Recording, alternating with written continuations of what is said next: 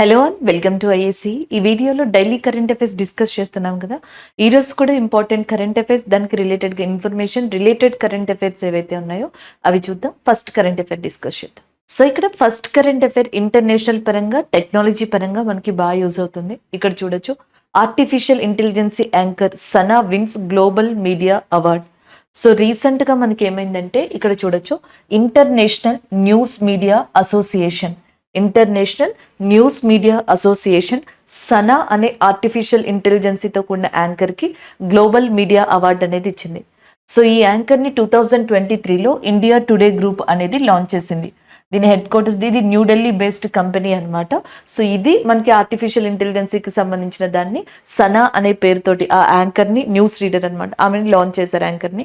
So ఆమె యొక్క ఏదైతే మల్టీ లాంగ్వేజ్కి సంబంధించిన టాస్క్ కావచ్చు, లేకపోతే నెక్స్ట్ ఆమె డెలివరీ కావచ్చు, ఇవన్నిటిని చూసుకొని ఈ ఇంటర్నేషనల్ న్యూస్ మీడియా అసోసియేషన్ ఆమెకి ఆ గ్లోబల్ మీడియా అవార్డు అనేది ఇవ్వడం జరిగింది. సో దానికి సంబంధించిన కరెంట్ అఫైర్ ఇది.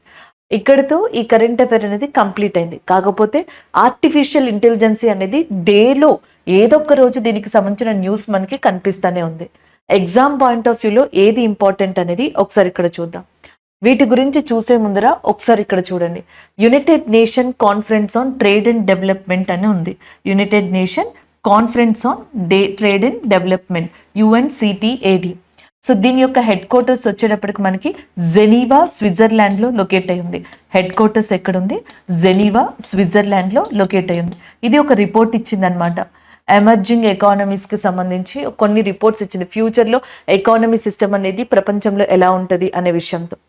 సో దాంట్లో అది ఏం చెప్పిందంటే, ఆర్టిఫిషియల్ ఇంటెలిజెన్సీ వల్ల సో చాలా కంట్రీలు మనకి జాబ్స్లో హ్యూమన్స్ బదులుగా ఆర్టిఫిషియల్ ఇంటెలిజెన్సీని రీప్లేస్ చేసుకోబోతున్నాయి. అది ఒక గ్రాఫ్ కూడా వచ్చింది. ఇక్కడ ఒకసారి చూడండి, how artificial intelligence will impact on jobs మీద ఒక గ్రాఫ్ అనేది ఇచ్చిందనమాట. కొన్ని కంట్రీలు ఎలా ఉంటాయంటే చాలా తక్కువ ఆర్థిక పరిస్థితి కలిగి ఉంటాయి, లైక్ లో ఇన్కమ్ కంట్రీస్ అంటాం.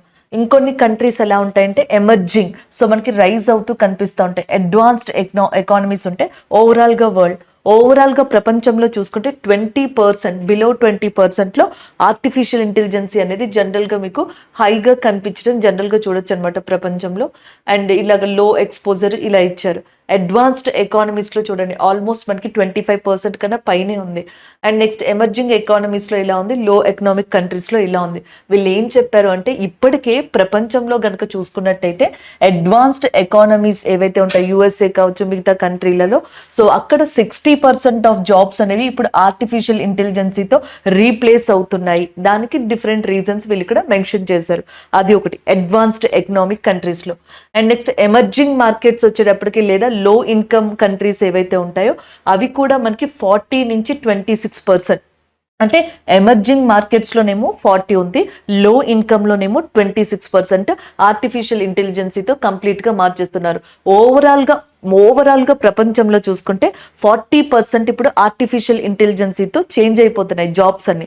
ఫస్ట్ పాయింట్, అడ్వాన్స్డ్ కంట్రీస్లో అయితే ఎకనామిక్ కంట్రీస్లో అది 60% ఉంది, ఎమర్జింగ్ ఎకనామిక్స్ కంట్రీస్లో అది 40% ఉంది, లో ఇన్కమ్ కంట్రీస్లో అది 26% ఉన్నట్టుగా జెనీవాకి సంబంధించిన United Nation Conference on Trade and Development రిపోర్ట్లో చెప్పడం జరిగింది.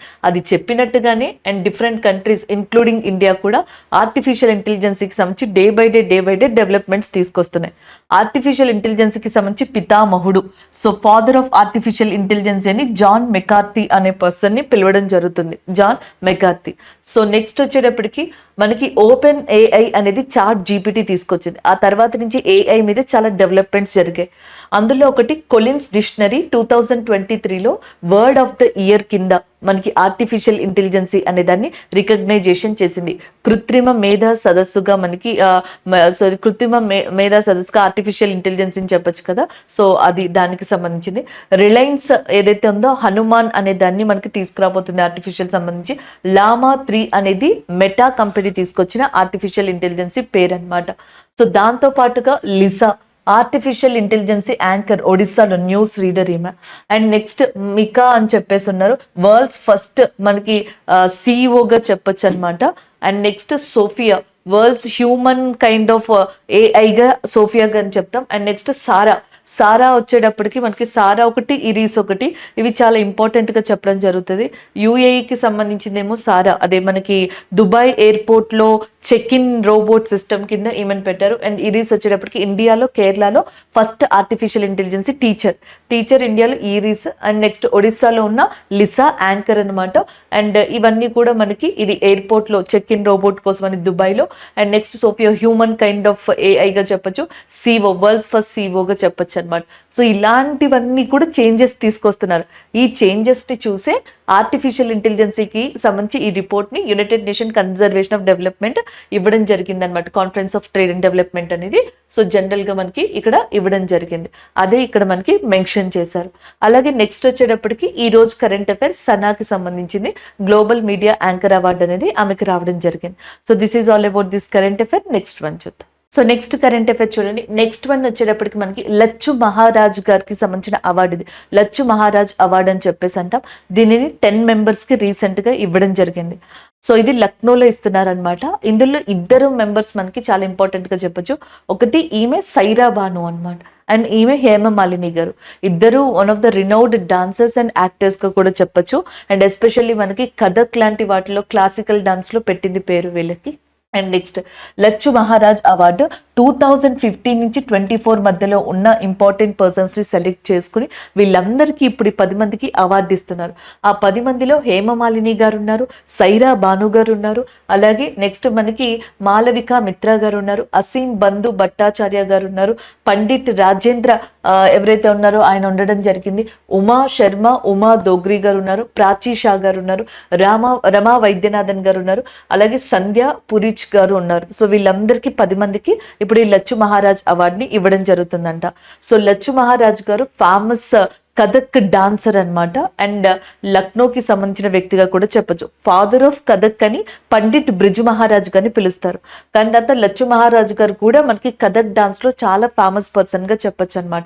అలాంటి పర్సన్ పేరు మీదుగా ఈ అవార్డుని ఎస్టాబ్లిష్ చేసి ఎవరైతే మనకి కళాకారులు, ఆర్టిస్ట్, కథక్ డాన్సర్స్ ఇట్లా ఇంపార్టెంట్ పర్సన్స్ ఎవరైతే ఉంటారో వాళ్ళకి ఈ అవార్డుని 2015 నుంచి 24 మధ్యలో ఉన్న కొంతమందిని ఎవరైతే ఈ రంగాలకి కాంట్రిబ్యూట్ చేశారో వాళ్ళని తీసుకొని ఈ అవార్డుని ఇవ్వడం జరిగింది. సో దానికి సంబంధించిన కరెంట్ అఫైర్ ఇది. నిన్న క్లాసికల్ డాన్సెస్ గురించి చెప్పుకున్నప్పుడు కూడా కథక్ గురించి నేను చెప్పాను మీకు.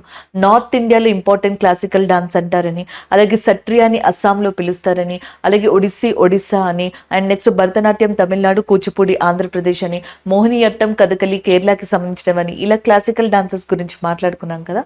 అలా కథక్కి సంబంధించిన దాంట్లో పండిట్ బ్రిజ్ మహారాజ్ గారి తర్వాత లచ్చు మహారాజ్ గారిని చాలా ఫేమస్ పర్సన్ గా చెప్పొచ్చు అనమాట. సో అంటే పండిట్ బ్రిజ్ మహారాజ్ గారు లాగే లచ్చు మహారాజ్ గారు. సో అలాంటి ఆయన పేరు మీదుగా మనకి ఈ అవార్డు అనేది 10 మెంబర్స్ కి రావడం జరిగింది. సో దానికి సంబంధించిన కరెంట్ అఫైర్ ఇది. సో నెక్స్ట్ కరెంట్ అఫైర్ చూడండి. ద విన్నర్స్ మైండ్ సెట్ అనే book. So the winners mind set అనే బుక్ ని రాసింది ఎవరు అంటే షేన్ వాట్సన్ అని చెప్పేసి అనొచ్చు. షేన్ వాట్సన్ ఆస్ట్రేలియాకి సంబంధించిన క్రికెటర్ అండ్ ఆల్రౌండర్ కూడా.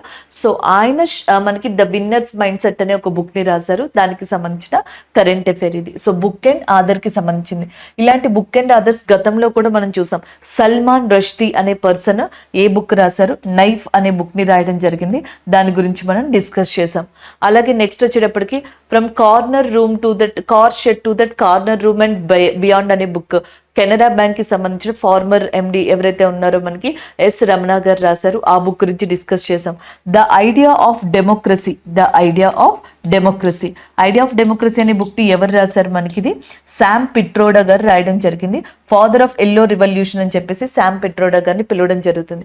గోటబ్య Rajapaksa former president of Sri Lanka, ఆయన ఏం రాశారు మనకి కాన్స్పిరసీ అనే ఒక బుక్ ని రాయడం జరిగింది. సో ఈ బుక్ అండ్ ఆథర్స్ కి సంబంధించి చాలా ఇంపార్టెంట్ అండి ఇవన్నీ కూడా, అవి చూసుకోవాలి. సో ఇది క్రికెట్ కి సంబంధించింది కాబట్టి ఒకసారి ఇది చూద్దాం. ఐసీసీ T20 వరల్డ్ కప్ 2024 అనేది మనకి జరగబోతుంది అతి త్వరలో, జూన్ మంత్ లో జరగబోతుంది. సో దీన్ని ఎవరెవరు హోస్ట్ చేస్తున్నారంటే USA, west Indies. So west Indies, USA కలిసి మనకి ICC T20 2024 world cup men's కి సంబంధించి జూన్ మంత్ లో మనకి కండక్ట్ చేయబోతున్నారు. జరుగుతున్నాయి. అయితే ఈ ఛాంపియన్షిప్ కి 3 బ్రాండ్ అంబాసిడర్లని ఐసీసీ అపాయింట్ చేసుకుంది. అందులో ఒకళ్ళు ఉసేన్ బోల్ట్ గారు. ఈయన గురించి మనం ఆల్రెడీ చెప్పుకున్నాం. ఉసేన్ బోల్ట్ గారు ఏ కంట్రీకి సంబంధించిన వ్యక్తి అంటే జమైకా. అంతేకాకుండా ఒలింపిక్ లో 8 మెడల్స్ ని, గోల్డ్ మెడల్స్ ని తెచ్చుకున్న వ్యక్తి. సో ఈయన అండ్ క్రిస్ గిల్, సో 1056 మనకి ఒక రికార్డ్ ని క్రియేట్ చేసిన వ్యక్తి. యువరాజ్ సింగ్ గారు, సో మనకి 2007లో T20 వరల్డ్ కప్ ఇండియాకి వచ్చింది. 2007లో T20 వరల్డ్ కప్ ఎవరికి వచ్చింది? ఇండియాకి వచ్చింది. ఆ టైంలో యువరాజ్ సింగ్ గారు మనకి 6 ఏదైతే ఉంటుందో 6 మనకి హిట్ చేసి ఒక రికార్డ్ని కూడా క్రియేట్ చేశారు. వీళ్ళ ముగ్గురిని దీనికి బ్రాండ్ అంబాసిడర్గా అపాయింట్ చేసుకోవడం జరిగింది. అలాగే నెక్స్ట్ వన్ ఇక్కడ చూడండి, ఆస్ట్రేలియా అని చెప్పేసి ఉంది కదా, ఆస్ట్రేలియాకి రిలేటెడ్గా ఇంకొక కరెంట్ అఫైర్ నేను ఇక్కడ రాశాను. ప్రజెంట్ ఈ రోజు current affair book and author the winners mindset అనేది షేన్ వాట్సన్ రాశారు. అక్కడితో అయిపోయింది.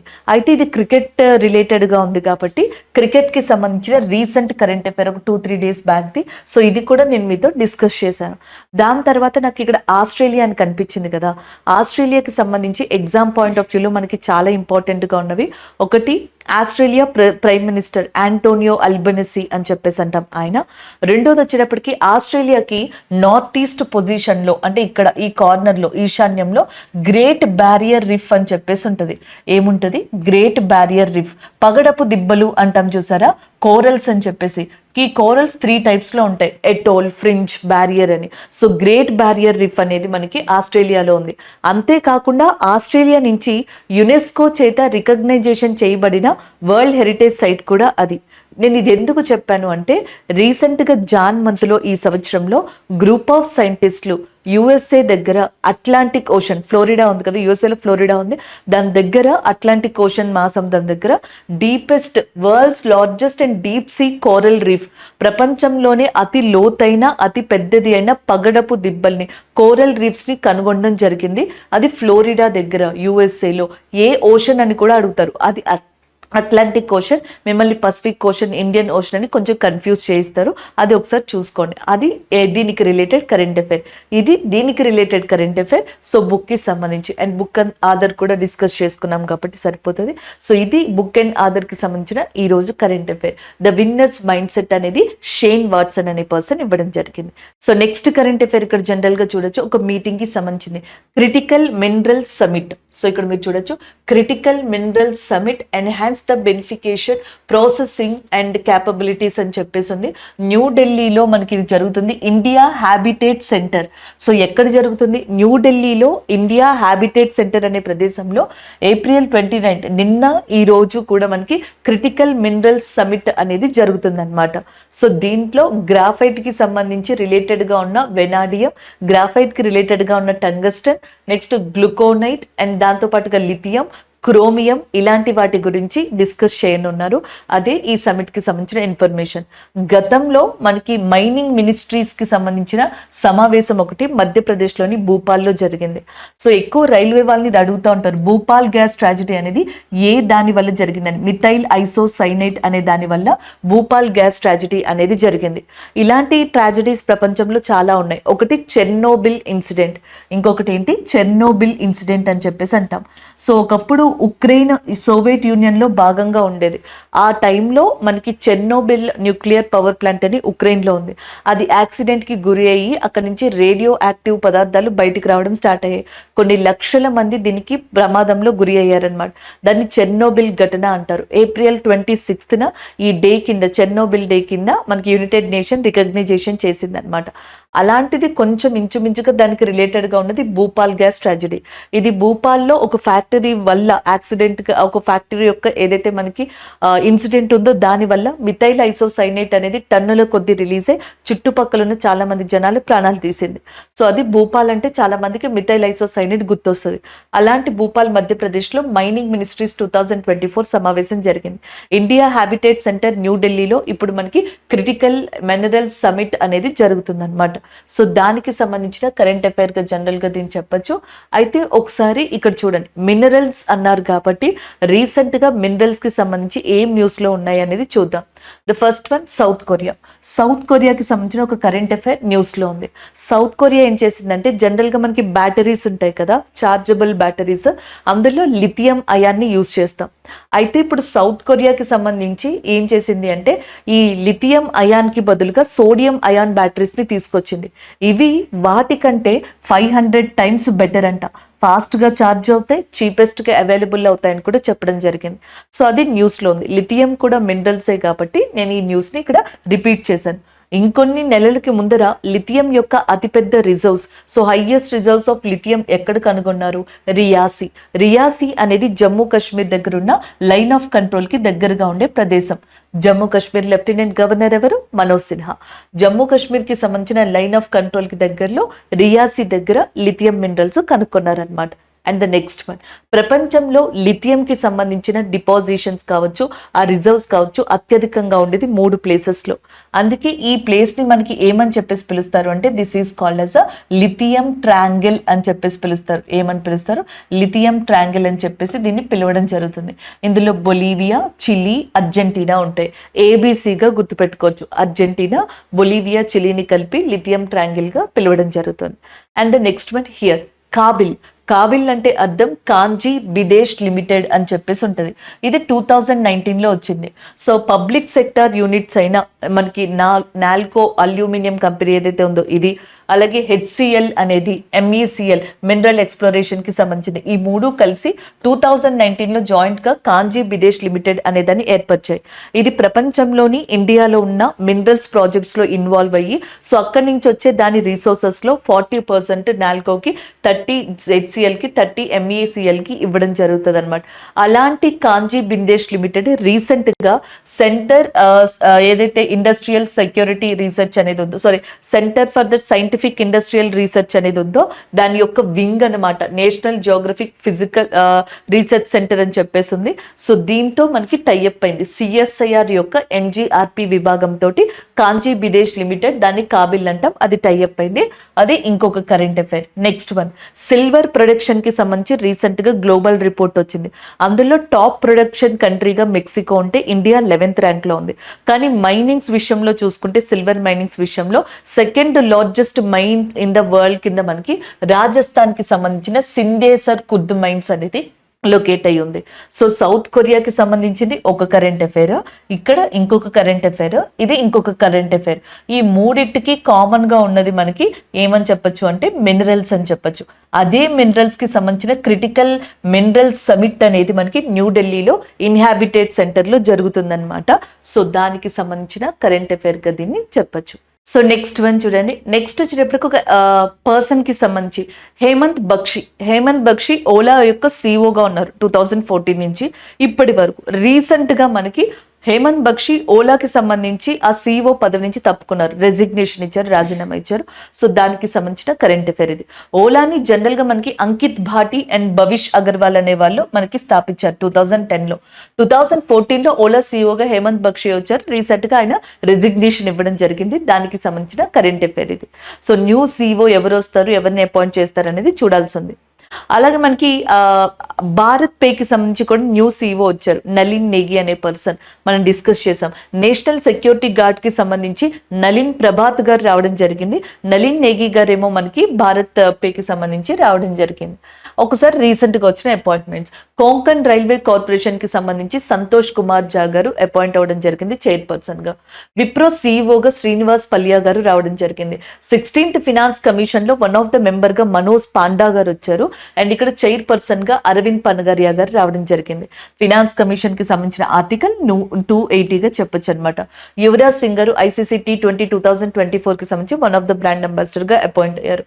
ఫస్ట్ విమెన్ ఏమంటారు వైస్ ఛాన్సలర్ ఆఫ్ అలీగర్ ముస్లిం యూనివర్సిటీగా మనకి నమియా ఖాతున్ గారు అపాయింట్ అవ్వడం జరిగింది. ఇవి కాకుండా నేను చెప్పాను కదా నేషనల్ సెక్యూరిటీ గార్డ్ అపాయింట్మెంట్ కావచ్చు, ఈ అపాయింట్మెంట్స్ ఆల్రెడీ మనం డిస్కస్ చేసాం. సో ఇవి ఓవరాల్ గా దీనికి సంబంధించిన కరెంట్ అఫైర్ పర్సన్ కి సంబంధించింది. సో నెక్స్ట్ కరెంట్ అఫైర్ చూడండి. Onion export in Bangladesh, UAE, Bhutan, Bahrain, Mauritius and Sri Lanka.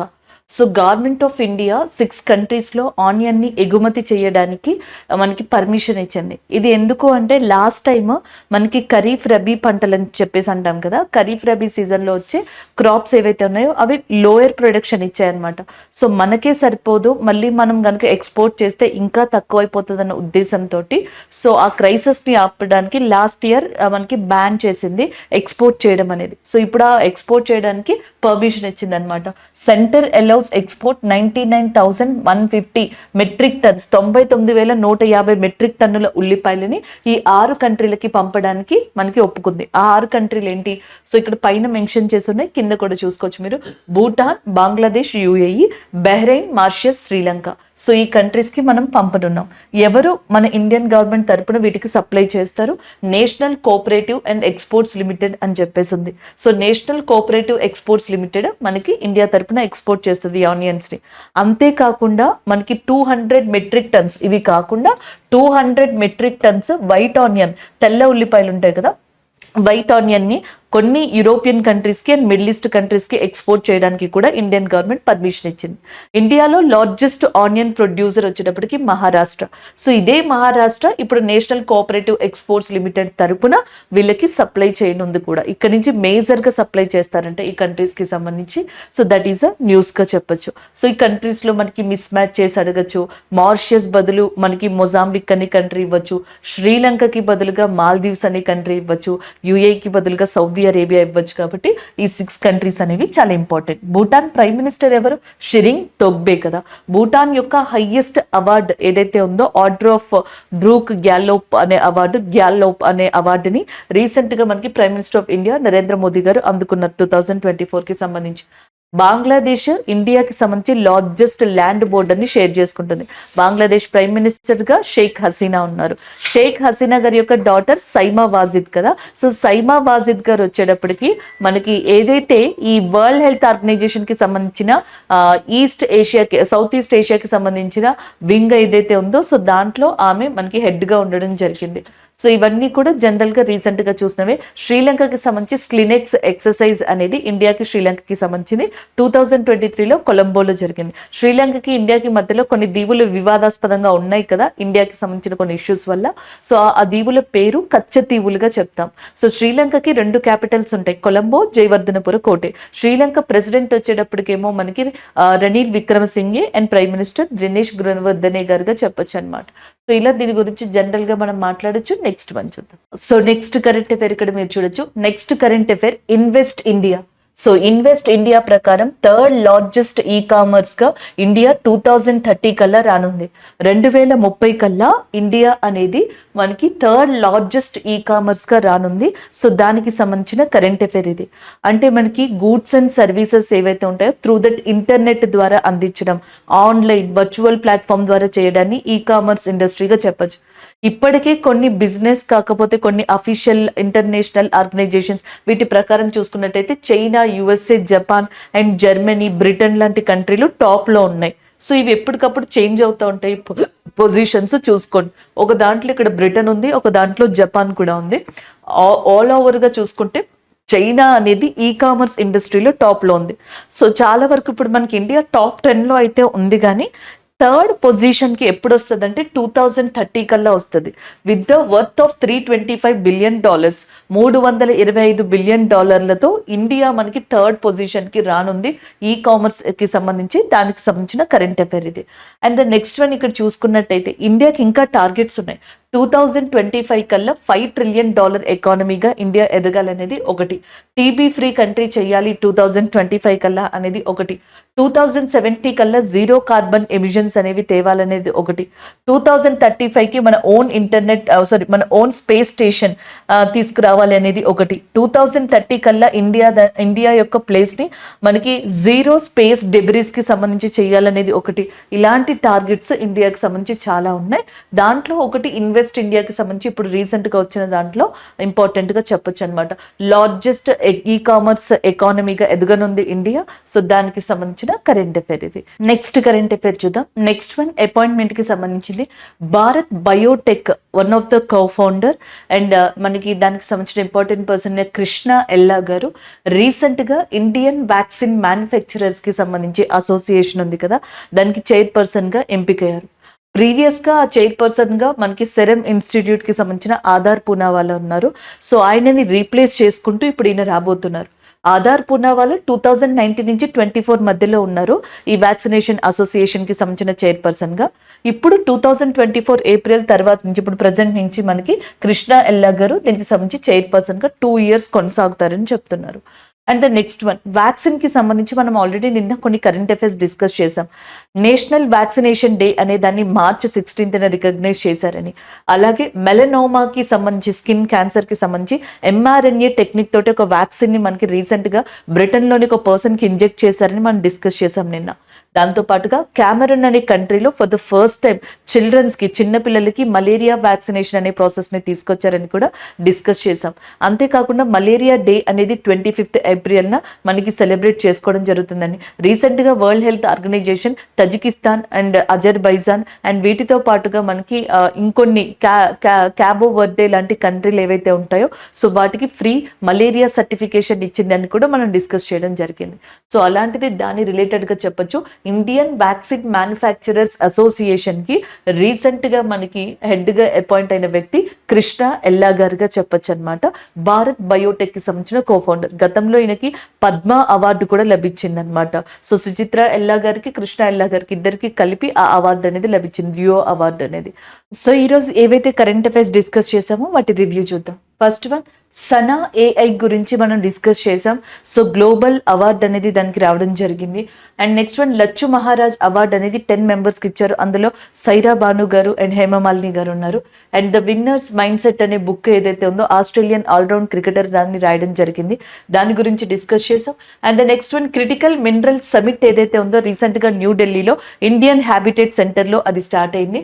And next one Hemant Bakshi garu ఎవరైతే ఉన్నారో సో రీసెంట్ గా ఓలాకి సంబంధించిన CEO పదవికి రెసిగ్నేషన్ ఇవ్వడం జరిగింది పదవికి. And the next one onion export అనేది 6 countries కి, ఆనియన్ ఎక్స్పోర్ట్ టు 6 countries గా చెప్పొచ్చు అనమాట. రీసెంట్ గా UAE కావచ్చు, బెహ్రెయిన్ కావచ్చు, బంగ్లాదేశ్, శ్రీలంక, భూటాన్ లాంటి కంట్రీస్ ఏవైతే ఉన్నాయో సో వాటికి సంబంధించింది ఇది. మారిషస్ లాంటి కంట్రీస్ కి సంబంధించి ఎక్స్పోర్ట్ కి సంబంధించిన కరెంట్ అఫైర్. ఇన్వెస్ట్ ఇండియా ఏం చెప్పింది అంటే 2030 కల్లా India 3rd largest e commerce కంట్రీగా ఎదగనుంది అన్నట్టుగా చెప్పడం జరిగింది. కృష్ణ ఎల్లా గారు భారత్ బయోటెక్ యొక్క one of the cofounder. Recent గా ఆయన ఇండియా వ్యాక్సినేషన్ అసోసియేషన్ ఏదైతే ఉందో సో దానికి ప్రెసిడెంట్ గా ఎంపికయ్యారు. ఇది వరకు ఆధార్ పూనావాలా గారు ఉన్నారు, ఆయన ప్లేస్ లో ఇప్పుడు మనకి కృష్ణ ఎల్లా గారు రావడం జరిగింది.